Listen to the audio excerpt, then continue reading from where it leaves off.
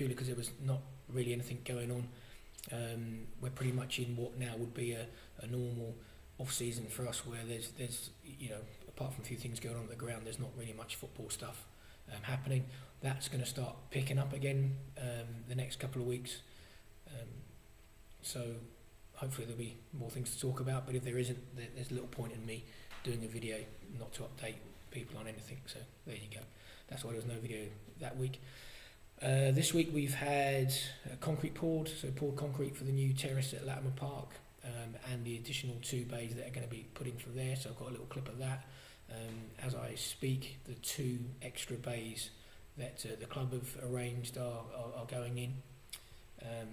So yeah, I've got a quick clip of that.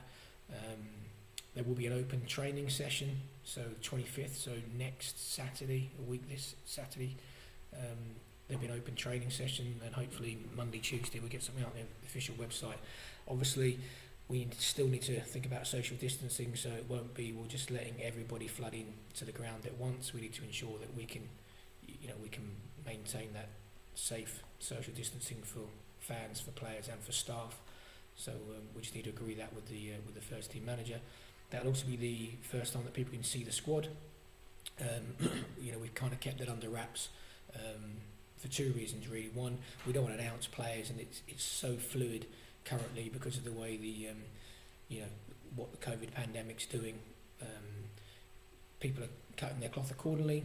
Some people are still seem to be going balls out and paying whatever they want for players. Other clubs higher up the leagues seem to be cutting their budgets quite a bit, which means that there's more players coming down. So just to protect us and protect players, you don't want to announce a player and then 2 days later somebody, he's an ex-league player, for example, he comes into Kettering Town 2 leagues down, and then a National League club come in, or even a League 2 club come in from, he's going to obviously leave us and go there, and we look a bit stupid if we said, we've got this player. And players can't be registered yet, so we can't register in league forms. So it just seems pointless for us to just trot out, well, this guy's retained, this guy's signing, this guy's done this guy's done that, when we're not 100% sure that they'll actually kick a ball for the club. That could still happen from the 25th onwards, but it's less likely that we'll see a lot of changes from the squad that will be out there doing the fitness testing.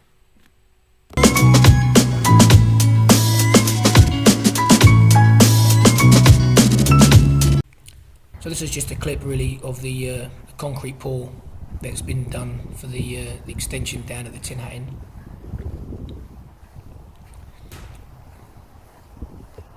So in total there'll be 12 new bays added to the Tin Hat End, 2 via the club and 10 via the Tin Hat Fund that the Trust ran. And that'll give you an idea of how far this terrace is going to run. So pretty much.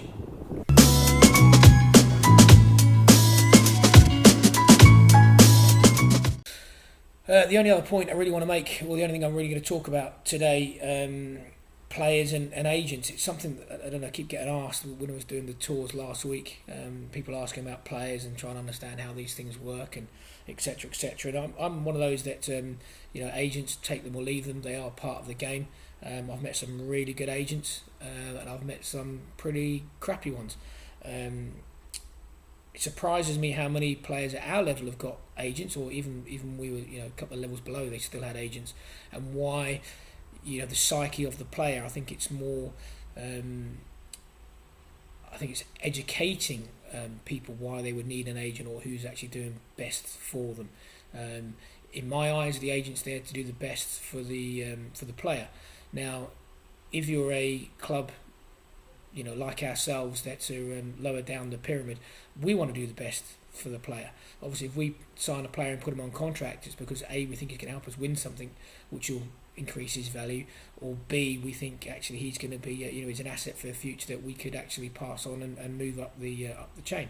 So we are constantly doing the best for our players. Not 100% sure all agents do that. I think agents try to engineer moves. They are linked to their to the players' earnings. Either there's a fee for the player moving, or the agent can take a percentage of what the player earns on a weekly or monthly basis. So sometimes, if you've got somebody in your ear, you're a young player, and your agent's telling you, you could be here, you could be there, you could be doing this, you could be doing that. Football is a game where confidence is paramount. If you're not confident, if you don't believe in your own ability, you're not going to succeed in football. A lot of people think it's arrogance sometimes with players. I don't see it that way. I think if you're going to succeed in football, you have to be confident in your own ability, because there are times when you're going to have a dip in form, and if you can't pull yourself out of that, you're never going to make it. So it's easy, I think, for agents to come in and say to a player, you're much better than this, you could be going higher, you could be doing that. And if they've been put on contract, the club would agree with them. It just may be that we might think they want some more coaching, or we think we're doing the right things by, maybe loaning the player out, maybe he's not getting first team, etc. So I think it's easy for these agents to come in and spin and twist the player into their way of thinking, which unfortunately may not always be at the best interest of the player. If you look at the boxing world, people are brought through. They go through the steps, they go through those requirements to ensure that they're being built up technically, physically, psychologically, and sometimes I think some of these agents might want to rush people through, whereas we as a club would want to hold them back a little bit. If you look back at what Sir Alex Ferguson did with the crop that he brought through at Man U, that was paramount there. That he was bringing them through at the right time. So agents, if you're going to get one players, at least question why he's doing some of the things. At least try and have a balanced view about whether or not you agree with what they're saying. How is the club treating you? If the club's a decent club, it should be explaining to you why you're on loan. It should be explaining to you why you're doing these certain things, or why you maybe not get as much first team time as you may want, or whatever else. Are you getting the coaching that you think you need? Have you got that relationship before just jumping on the bandwagon and saying, my agent thinks says I need a move, so off you pop and away you go.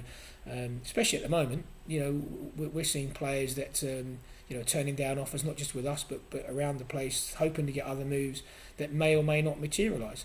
We're seeing players that are coming down from higher levels. We're hopefully gonna score a couple of coups before the start of the season, and bring players that other people may have thought, a couple of years ago these guys would not be coming down to the level of Kettering Town. But that's just the way the current football market is. So have a think.